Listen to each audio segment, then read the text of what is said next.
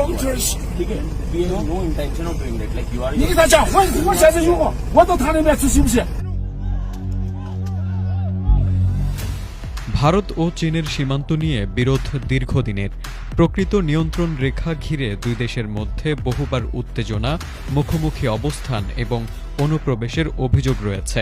বিশেষ করে ২০২০ সালের গালওয়ান সংঘর্ষের পর সীমান্ত পরিস্থিতি আরও স্পর্শকাতর হয়ে ওঠে। এবার নতুন করে আবারও উত্তেজনা শুরু হয়েছে। ভারতের অরুণাচল প্রদেশে ঢুকে পড়েছে চীনের সেনাবাহিনী, দখলে নিয়েছে কয়েক কিলোমিটার জুড়ে বিশাল এলাকা।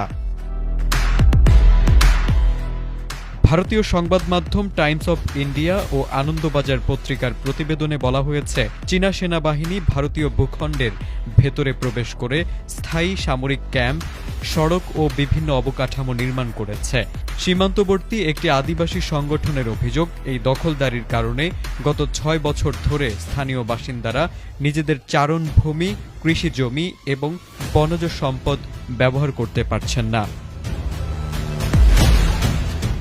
সংগঠনটির পক্ষ থেকে এ বিষয়ে অরুণাচল প্রদেশের আপার সুবনশিরি জেলা প্রশাসনের কাছে একটি স্মারকলিপি জমা দেওয়া হয়েছে। সেখানে দাবি করা হয়েছে, সীমান্ত সংলগ্ন অন্তত ৫টি এলাকায় চীনা সেনাবাহিনী ভারতীয় ভূখণ্ডের ভেতরে স্থায়ী অবস্থান নিয়েছে।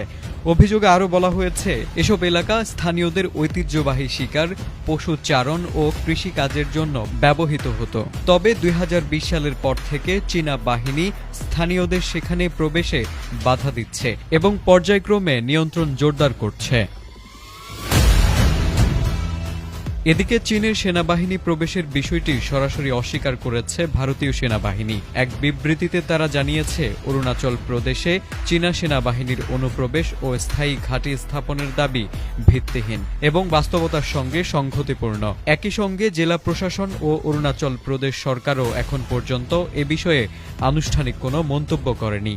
ফলে স্থানীয় সংগঠনের অভিযোগ এবং সেনাবাহিনীর বক্তব্যের মধ্যে স্পষ্ট বিরোধ দেখা দিয়েছে, যা নিয়ে নতুন করে আলোচনা শুরু হয়েছে।